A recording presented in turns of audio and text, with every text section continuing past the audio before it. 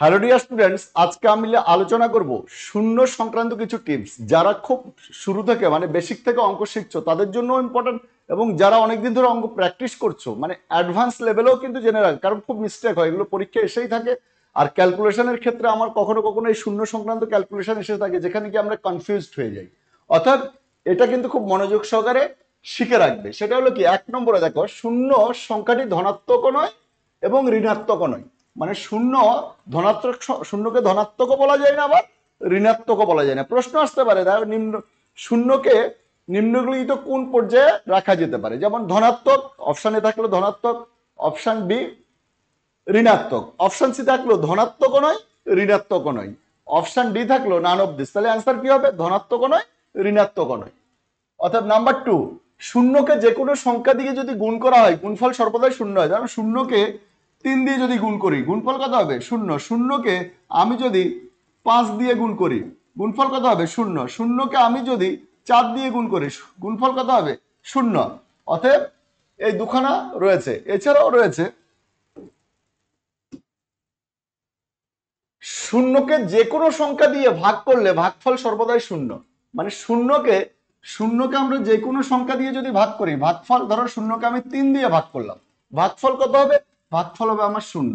ধরো শূন্যকে তুমি 8 দিয়ে ভাগ করেছো, ভাগফল কত হবে? শূন্য। একই রকম ভাবে শূন্য দিয়ে যে কোনো সংখ্যাকে ভাগ করলে ভাগফল সর্বদাই অসাঙ্গত হয়, মানে আনডিফাইন্ড হয়।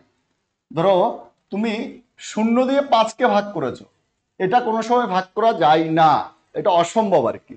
মানে 0 দিয়ে 5কে আমি ভাগ করতে পারবো না, মানে অসংজ্ঞাত। ধরো আমি 4কে 0 দিয়ে ভাগ করলাম, তার মানে কি? অসংজ্ঞাত হবে আমার অ্যান্সার, মানে এটাকে ভাগ করা যাবে না। তারপরে 5, 0কে 0 দিয়ে ভাগ করলে ভাগফল অসংজ্ঞাত হয়। যেমন যদি শূন্যকে আমি 0 দিয়ে ভাগ করি ভাগফল কি হবে? অসংজ্ঞাত, মানে শূন্যকে 0 দিয়ে ভাগ করা যাবে না।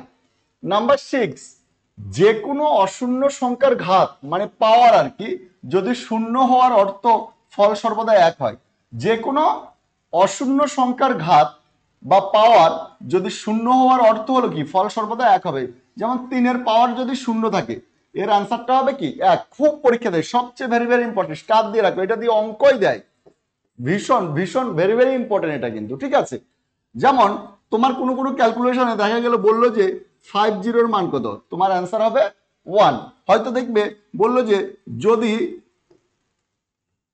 যদি যদি x ইকুয়াল টু 0 হয়, x এর পাওয়ার 0 হয়, তাহলে অ্যান্সার কি হবে? 1। পি পাওয়ার যদি 0 হয় কি হবে? অ্যান্সার 1। তাহলে যে কোনো অশূন্য সংখ্যার ঘাত বা পাওয়ার যদি শূন্য হয় তাহলে ফল সর্বদাই কি হবে? 1 হবে। দেখো 7 নম্বর দেখে নাও। 7 নম্বর হলো শূন্য এর শূন্য এর ঘাত অশূন্য সংখ্যা হলে উত্তর শূন্য হবে। শূন্য এর ঘাত অশূন্য, মানে শূন্য এর ঘাত যদি কোনো সংখ্যা থাকে, 1 2 থাকতে পারে, 3 থাকতে পারে, 4 থাকতে পারে, 5 থাকতে পারে, মানে শূন্য এর পাওয়ার বা ঘাত যদি অশূন্য সংখ্যা হয়, শূন্য এর থেকে বেশি হয়, তাহলে ফল সর্বদাই শূন্য হবে। অ্যাকচুয়ালি কি হলো, শূন্য এর ঘাত 5 মানে কি? 5খানা শূন্য রয়েছে। তাহলে 5খানা শূন্য যদি আমি পরপর গুণ করে দিই, 5খানা শূন্য যদি আমি পরপর গুণ করে দিই কি হবে? গুণফল আমার শূন্যই হবে। অতএব শূন্যের ঘাত যাই থাকুক না কেন সেই মানটা হবে শূন্য। নাম্বার 8, শূন্যের ঘাত শূন্য হলে ফল অসংগত হয়। শূন্যের ঘাত যদি শূন্য হয় তাহলে ফল অসংগত হয়। তার মানে কি? শূন্যের পাওয়ার কোনো সময় শূন্য থাকতে পারে না, শূন্যের পাওয়ার কোনো সময় শূন্য থাকতে পারে না। তাহলে এই টোটাল শূন্য সংক্রান্ত টোটাল 8খানা টিপস রয়েছে। খুব মনোযোগ সহকারে এগুলো মুখস্থ করে নেবে এবং বুঝে বুঝে মুখস্থ করবে, যেভাবে আমি দেখিয়ে দিলাম। দেখবে এগুলো তোমাদেরকে ক্যালকুলেশনের ক্ষেত্রে ভীষণ হেল্প করবে। যারা বেসিক থেকে অঙ্ক করছো তাদের জন্য কিন্তু ভীষণ ইম্পর্টেন্ট।